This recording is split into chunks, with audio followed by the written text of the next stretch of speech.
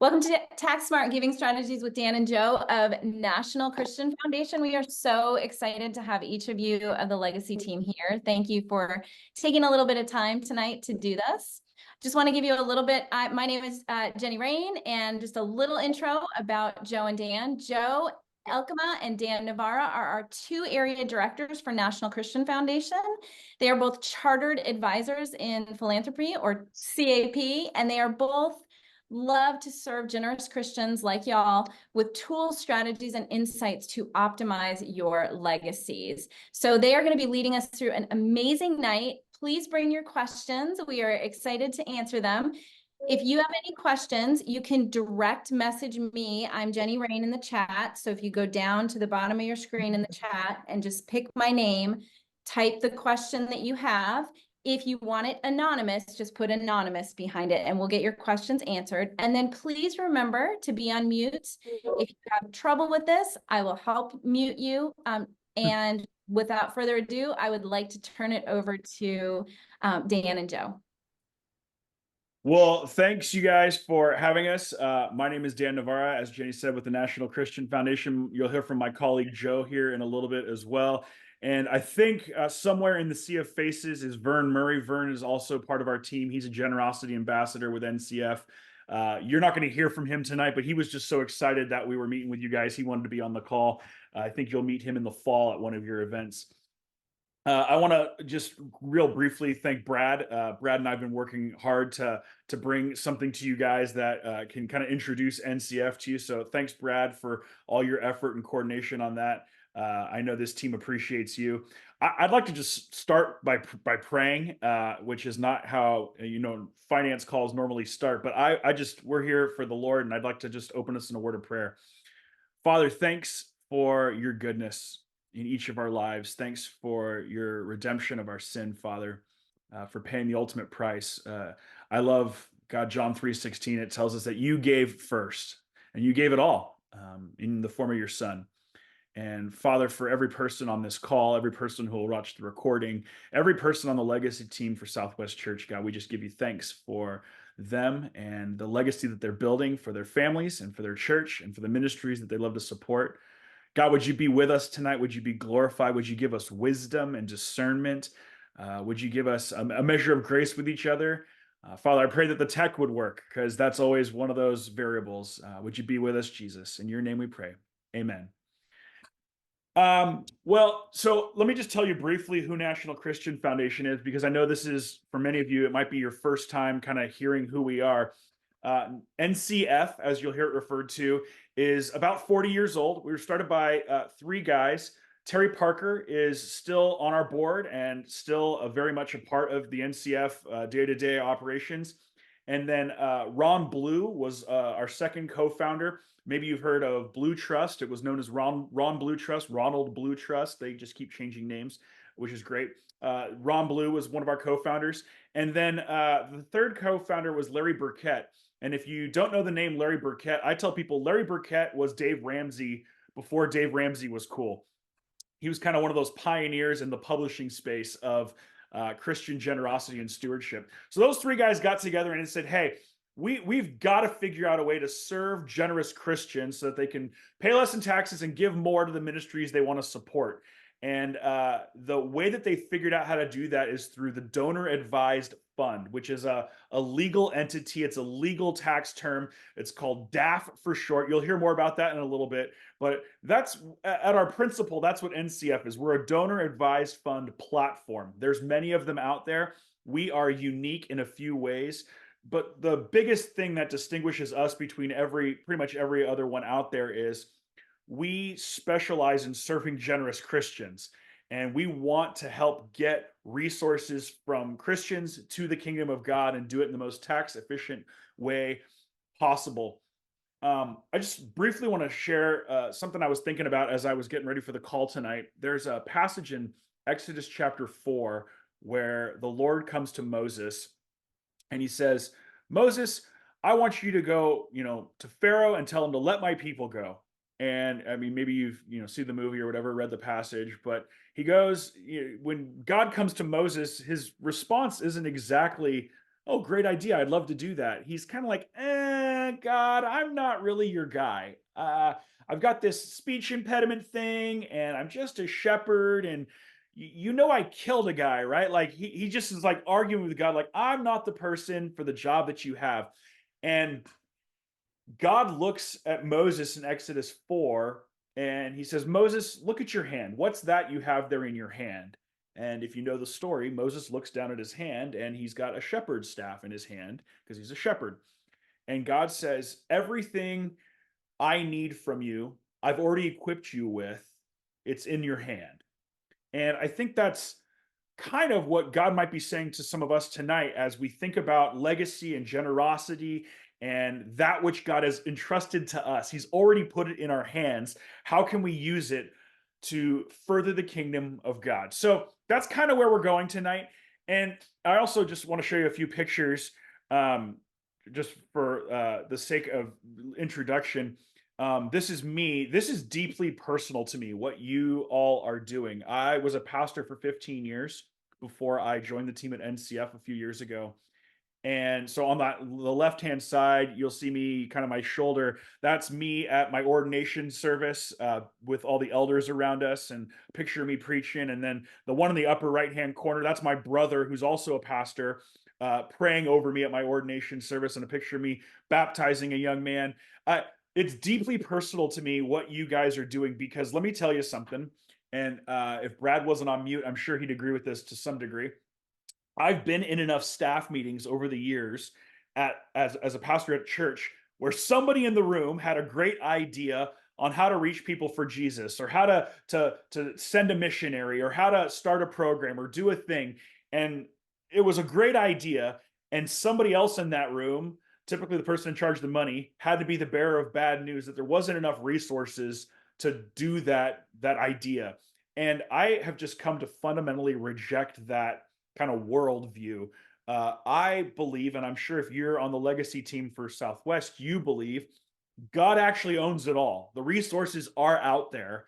It's a matter of getting them released into the kingdom. And so I'm excited about helping you all do that and learn some of the ways to do that. So remember, if you have questions along the way, go ahead and send them to Jenny. We're going to jump right in, do our best to keep our content to about 30 minutes, and then we'll have Q&A afterwards. Want to start by just kind of, 101 on donor advised fund, because one of the biggest tax saving tools that is the fastest growing charitable vehicle in America today is the donor advised fund.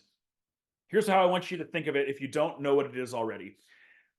Most people, they have their income go into their checking account, and then they pay their bills, they pay their mortgage, they pay their rent, whatever they do, they go to Starbucks, it all comes out of, you pay your credit card bill, it all comes out of the checking account. And most people view their giving the same way. Money comes into my checking account, and I view my giving like bill pay. I send my giving out of my checking account. I want you to challenge you with stretching your idea and thinking about, how could I actually create a charitable checking account? You're a generous Christian. You support Southwest Church. You may support other ministries, Pregnancy Center, Focus on the Family, Compassion International, World Vision, Samaritan's Purse, you name it, you might support it. A charitable checking account, like a donor advised fund, allows you to make one charitable gift to NCF. We're a 501c3, that's the IRS tax code, charitable organization. When you give us that one large gift, we give you your tax deduction. And then from that account, you can grant money to all the ministries that you support. So it's a very popular tool right now, because people who are generous are giving a lot of money away, and they're doing it to many different places typically. And when you do that, and we'll get into this in a second, but one of the benefits of a donor advised fund is you have the flexibility to get your deduction at one time, and you can grant it out slowly to other different places. But you only have one tax deduction that you have to go give to your CPA at the end of the year. You don't have to go find this organization over here, this organization over here.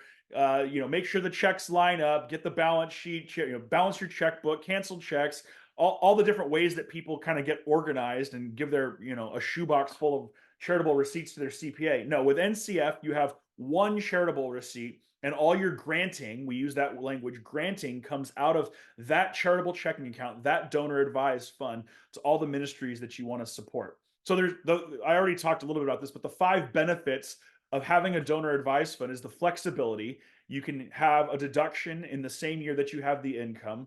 Sometimes people have large income events, and we'll talk about that also, but they need a deduction to offset their large liquidity event, whatever that looks like. Maybe it's a windfall, an inheritance, could be all kinds of different things. And the donor advised fund allows you to get the deduction now in the year that you have the income event. Security is also important to a lot of our givers. You can rest assured when you make a grant to a charitable organization from your donor advised fund, we verify that its 501c3 status is not in jeopardy, that it is in fact a tax deductible gift. Maybe you have an uncle or an aunt or something like that, a brother, a sister, a grandkid, who knows, but you have somebody in your life and they say, oh, you know what, we're going to go to Africa and be missionaries, and would you please support us? And you say, you know what, I'm a generous person, I'd love to give you $10,000. And you write them a check for $10,000. And then you find out they're actually not affiliated with a stateside 501c3, and you took a tax deduction for the $10,000, but the IRS comes back later and says, nope, sorry, you lose your deduction, you pay excise tax, and by the way, you don't have the $10,000 anymore to pay the tax with. So we verify that the charities are in fact secure. Privacy, you can check a box and your grant becomes completely anonymous. Maybe you get invited to a fundraiser and you're sitting at the table and you don't, if you write a check for $1,000 or whatever the number is, you're going to end up on their email list, their mailing list. You wrote a big check, so now they're going to be calling you. They want book meetings. No. Send them a gift from your donor advised fund, click anonymous, and you never end up on anybody's list. It also can protect you if you're a business owner. You can make your charitable giving completely anonymous so that people can't trace it back to you. And, maybe you want to support something that is countercultural, shall we say, in today's value structure. And that could, jeopardize your business or have picketers outside your place of business. We can make all of that completely private so you can support the ministries you want while still having privacy. And then the convenience, I talked about that. One tax receipt. It's super easy online portal to use. It's just like going on and, selecting something on Amazon.com you want to buy. You just click the drop-down menu and click the date you want to send it, just like you would do online bill pay. And the real big thing that we'll talk about a little bit more is asset-based giving. Donor advised funds allow you to give assets to charity.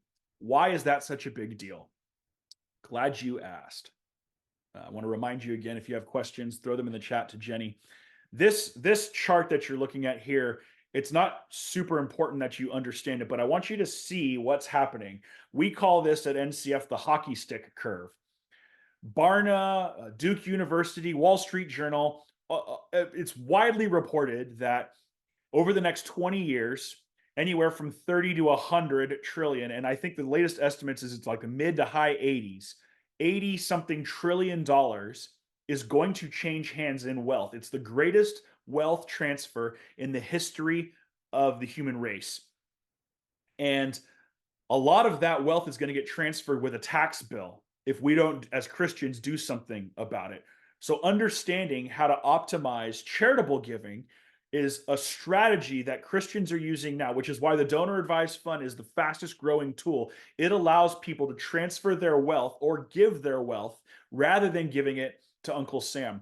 If you were to back this chart up and go see prior to 2018, you would see NCF has experienced this type of growth for our charitable giving. If you can't see me up my little screen, my arm is slowly increasing. And then a few years ago, we saw it start to tip up, and we had our best year ever several years ago when the market had a really great year. And then if you go back 2 years ago when the market was not so good, we still had an even better year, and we have a better year this year. This train is not stopping because people are retiring, they are liquidating, they are passing their wealth to the next generation, or they're selling their wealth.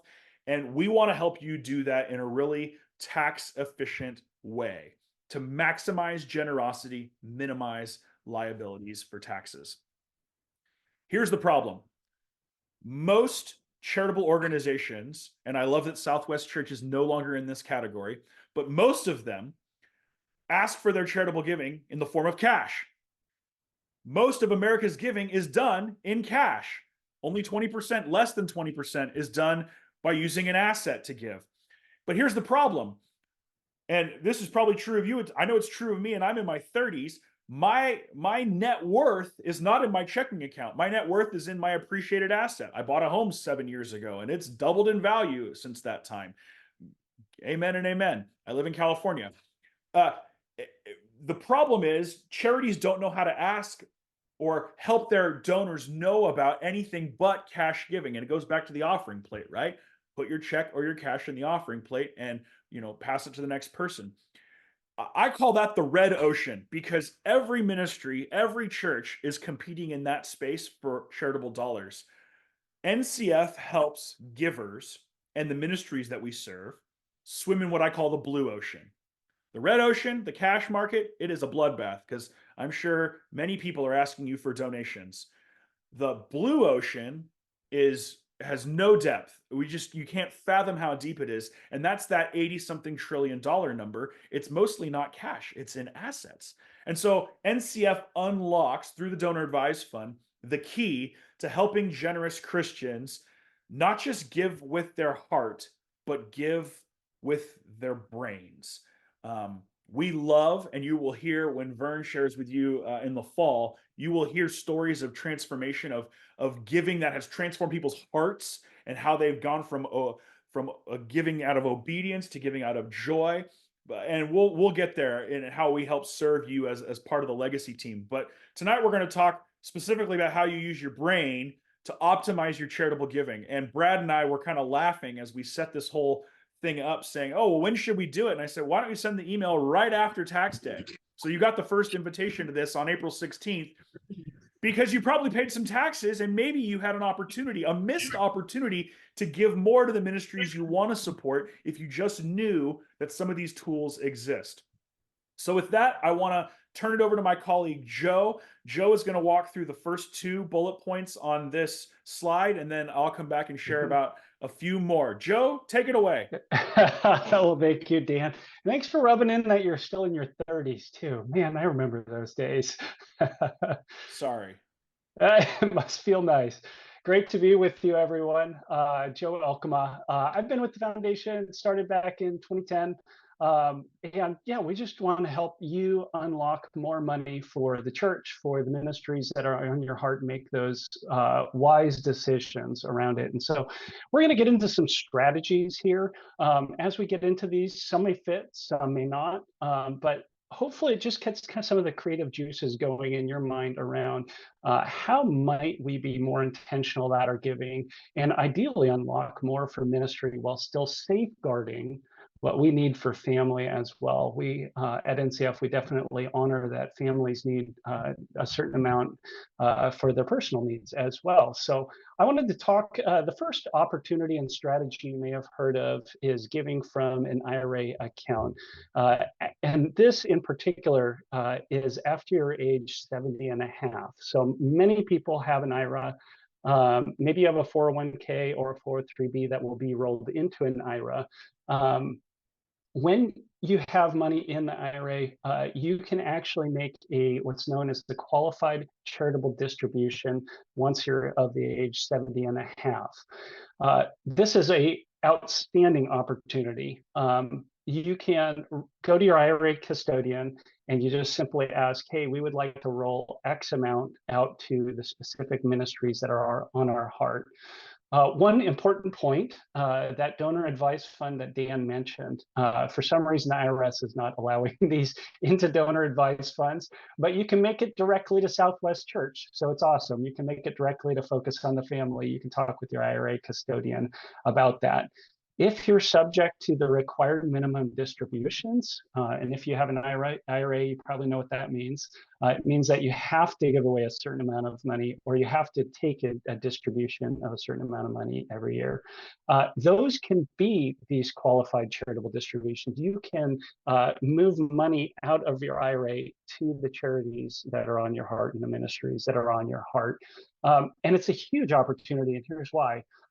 Normally, you would get a tax deduction for a gift to the church, right? Tax deduction is great. It offsets income, but there are limits.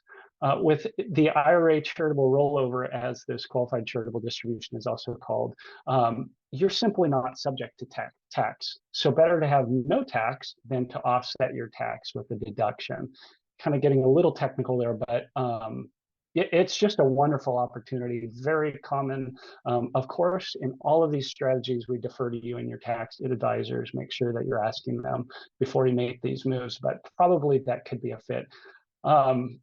As I'm thinking about it, the IRA, there's also some other options around that with regard to giving into a charitable gift annuity, maybe even a CRT, but there's other bells and whistles that we can attach to that. But if you have questions, biggest thing is just reach out to us. We'd love to just know more about your situation, and then we can comment from there. Again, there is a limit to it. It is $105,000 per person.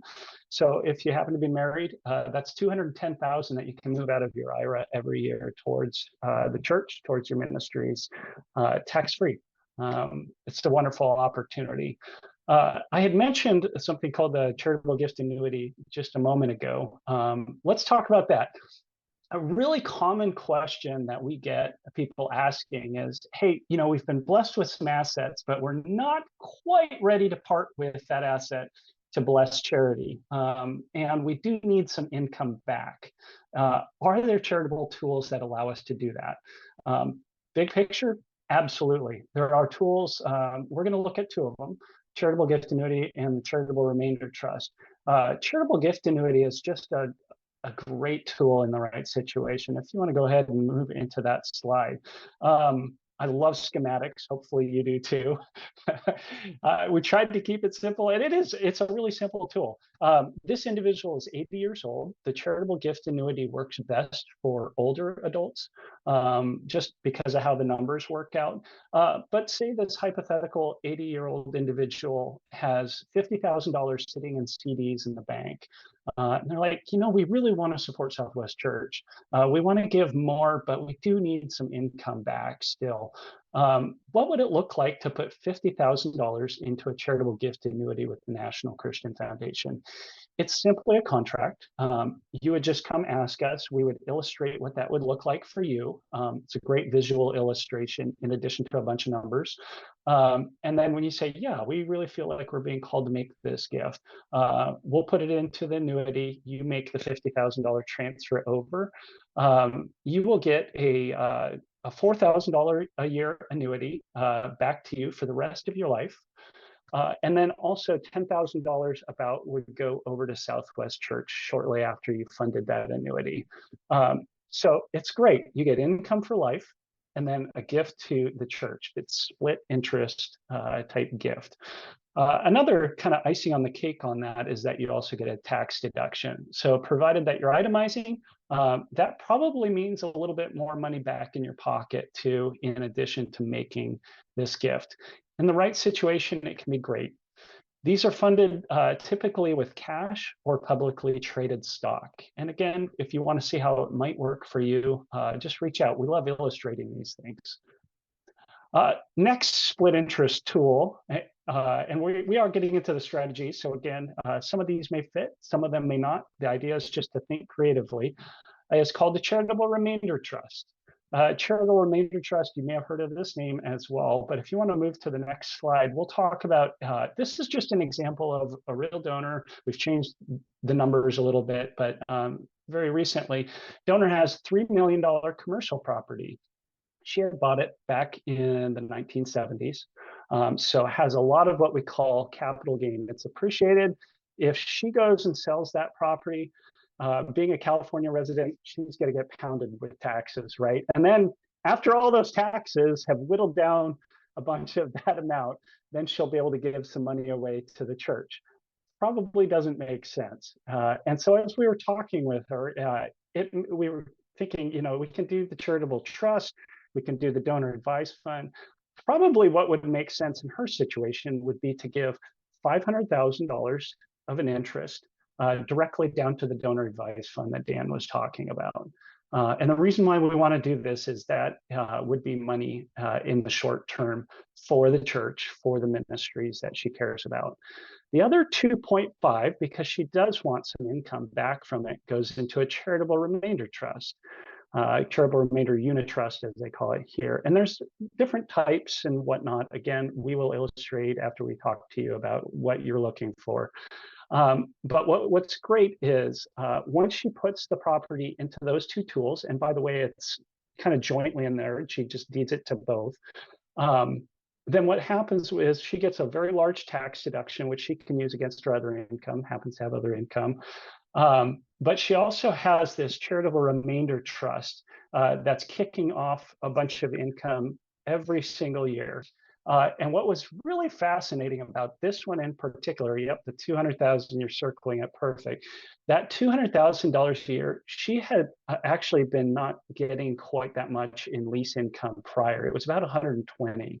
And so she actually bumped up her income stream, $80,000, got a very large tax deduction, which means money back in her pocket. We figured it was about 600,000 back in her pocket. Yes, she did give something away, but she got an income stream. She got a deduction, which is money back in her pocket.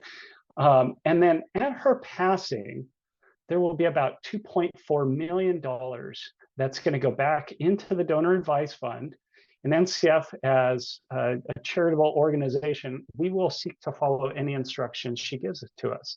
So she could say 50% to my church and 50% to these other 6 ministries. Or maybe in someone's case, if they have children, they could say, hey, we want our 3 children to also advise on that donor advised fund and continue it long into the future. And so there's just some really interesting planning that can be done around charitable giving in conjunction with one's estate plans. There's just a lot of creativity to be had. So don't assume that it's just like, easy. We just follow the same process as everybody else. I often mention, Dan, that Christians, we have different priorities. And so it's fine to work with, advisors who may not be Christian, of course. But you may have different priorities, and there are some tools that fit those priorities better than just kind of the standard old things that planners are doing. And so we also love to just be in communication with you and your advisors when the time is right. Yeah, absolutely. Thanks, Joe. Let me keep rolling on these. I realize it's 6 o'clock right now. We got started a few minutes late. So I'm going to go for a few more minutes. We understand if you need to bow out because you have another obligation, but I want to talk about the 3-to-1 rule of giving assets for a second. The 3-to-1 rule of giving assets is really, really simple to understand. Why is it better to give an asset besides the fact that it's worth more? Well, let me explain it to you. Most people think there's annual giving, the giving I do every year, and then there's testamentary giving. I'm going to give my biggest, most major pinnacle gift at death. And when you give a gift at death, that major gift at death, it counts for $1 for the ministry that you give it to, right? For every dollar I give, they get $1, and that's the only value of that dollar. If you find a way to give that dollar while you're alive, now you get $1 for the ministry and you get $1 tax deduction. So that dollar becomes worth $2, right? Because it helps you personally with your wealth and your estate. And then, but here's where the magic really starts to happen. When you give an appreciated asset because of the embedded gains, the long-term capital gains, when a nonprofit sells an asset, they pay little to no gains depending on the type of the asset. They don't pay that tax because they're a nonprofit. And so you're taking the embedded tax dollars there, and that becomes worth another dollar because now you're giving Uncle Sam's money away, or money that would go to him otherwise. And so it becomes really worth $3. And we've actually seen gift economics where it's become worth $4 and sometimes almost $5, depending on cost basis and all kinds of other environmental factors. But the real big thing that I want you to understand is when you give an asset, it's the 3-to-1 rule. Now, to give an asset away, whatever type of asset it is, there's really only 3 numbers that I need to start an illustration that can show you, think of it as the value proposition of giving an asset away. 3 numbers, okay? Big drum roll, da da da da da da. Here's the 3 numbers. what'd you pay for it? The technical term is what's your cost basis? So, what'd you buy the rental property for? What'd you buy the apartment complex for? It doesn't matter what year you did it in, but what's your tax cost basis for it? Okay, that's number one. Number two is what's it worth today? What's the fair market value, FMV, the fair market value of that asset now? And then the third number is how generous do you want to be? And with those three numbers, we can illustrate for you at National Christian Foundation. We have some pretty slick looking gift calculators. We can illustrate for you the value of giving an asset before a sale. Now, I got to stress something for you real quick. Timing on these things really matters, okay? Instead of selling an asset and then giving after the sale with whatever proceeds you have left after paying taxes, by giving the asset before a potential future sale, you're taking those embedded tax dollars and you're giving those to ministry rather than giving them to Uncle Sam, which is the ministry nobody wants to support. Amen. I'm going to move right past that one. But let me show you the three numbers in action with the three different types of assets that we see commonly given. The first one here is stock. And so stock, is really simply put, most people think, oh, I'm going to make a legacy gift to Southwest Church. I'm going to go have my broker sell $100,000 worth of stock. You're going to pay taxes on that, on the gains from that. And you can't give away the full $100,000. But if you give the stock directly to NCF, to your donor advised fund, we sell it the next day. We're a nonprofit. We don't pay the cap gains on it. And it's like walking down the sidewalk and finding $19,000 on the ground and saying, oh, I'm going to go drop this in the church I just walked by. That's what it's like. Because instead of paying taxes and then being able to give the proceeds after you pay taxes on the $100,000 sale of stock, NCF sells it the next day. The stock flows into your donor advised fund a few days later. And then you can grant it out the next day as slowly or as quickly as you want. You can grant out all $100,000. There's no fees. There's no anything. We literally cut a check on Thursdays and we send it to the church and they get a check from your donor advised fund. And it's beautiful just by giving the stock rather than selling it. I was with a ministry a while back. They had a big meeting with their biggest donor coming up, and he said, hey, Dan, I've got a big meeting on Monday with my biggest donor. Every year we sit down for coffee, and he tells me the check he's about to write me, he says, I write that check based on how Amazon's doing. And I told him, stop. Don't let him write the check. Rip up the check if he's already written it. Tell him to give you the stock instead of selling the stock and writing the check afterwards. He'll pay less taxes. It was awesome. Stock's the easiest asset to give. Let's look at real estate for a second, because this is the second most common type of asset that generous Christians are giving away. Say you bought the vacation home in Lake Tahoe for $200,000 and you've held on to it for 25 years, and now your kids have grown up and they've moved away and they don't use it anymore. It needs a $50,000 roof, but it's still worth $1 million. If you sell that house and you want to make a large gift afterwards, you're going to pay 30, 40, almost 50% of taxes on the sale of that asset, depending on your income and cost basis, all those other things, right? So you're going to end up paying $300,000 or $400,000 or $500,000 in taxes on that sale of that asset. You could instead gift a percentage or all of the asset. We do this all the time with people with residential real estate. It's a quick deed. It's very, very simple. It's precise. It's not hard, but it's very precise. And you can give a percentage of that property to NCF before a potential sale. In the economics I'm showing you on the screen right here, there's $102,000 of tax saving by giving 50% of the property in advance. And 95,000 of that, what did I just do? I dragged it away. 95,000 of that is going to go into your donor advised fund. You're like, Dan, there's $102,000 in savings and taxes. 95 of it goes to the donor advised fund. Where's the other 7,000 go? It actually goes to the family. It's more tax advantageous for you. You actually get more than if you were to try and write a $500,000 check after the fact by giving in advance. Okay. And that's the real thing we want you to hear. Forget the numbers and the specificity of them. If you give an asset in advance of a sale, you will pay less taxes and you'll be able to give more to the ministries you want to support. Business interests are the other thing that we see all the time. Say you started a business and you have a $500,000 tax basis. That's this S corp right here. It's now worth $5 million and you're retiring and you're selling it off. Venture capital's buying it or whatever. And what I hear a lot is people call us up and they'll say, "Hey, I've got a $5 million business and I'd like to tithe on the transaction." In other words, I want to give $500,000 away. I need a donor advised fund so I can do that with some strategy. What I say to people who come to me and say, "Hey, I've got a $5 million business and I want to tithe on the sale," I say, if you're going to give 10% after the sale, let me show you what it looks like to twist a few knobs and show you, here's what your family's going to end up with if you give 10% away after the sale. Here's what you're going to pay in taxes. And here's, you can write your $500,000 check. If you're willing to do that, look at me here. I can give you 13% of a gift in advance. Your family's going to walk away with a couple bucks more. With this illustration, it's $13,000 more. And you can give $85,000 more to the ministries that you want to support, which when you were giving $500K away, now you're giving $585, right? Like you're giving almost 20% more. And it scales from there. You see the C Corp illustration. That's, again, a pre-sale gift of 10% of a company worth $10 million. Awesome. What's next? This is the big idea.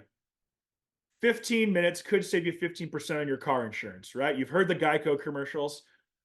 If you think that you have a potential liquidity event in the future, 15 minutes could save you a whole lot on your tax bill, and it could release a whole lot more to the ministries that you want to support. That's just one slice of the tools in the toolbox that NCF has in partnership with Southwest Church to serve you as legacy givers. Things that Joe talked about, things that I talked about. I mean, we sprinted through this. Maybe that's not even the thing that you're struggling with right now. Maybe you're asking questions about, how do I pass my values to my kids really intentionally, or my grandkids? We have tools that can help you with that. Maybe you're leaving assets to your kids. We have tools that can help you with that. Maybe you've got a will and a trust and it's all set up and dialed in, you think, but you haven't looked at it in 5 or 6 years, and things have changed in the market and things have changed with tax law. Dan, can somebody look at my will and trust with me? Yeah, we have tools that can help you with that. We can do a fresh eyes review. I mean, we have endless amount of possibilities. And so I just want to tickle your appetite to say, man, maybe I don't have to wait till death. Maybe I could give more now, give it while I'm living so I know where it's going and see God use it. That is a really cool idea. So with that, I'm going to take it off screen share, and we'll see if Jenny has any questions that Joe or I can answer.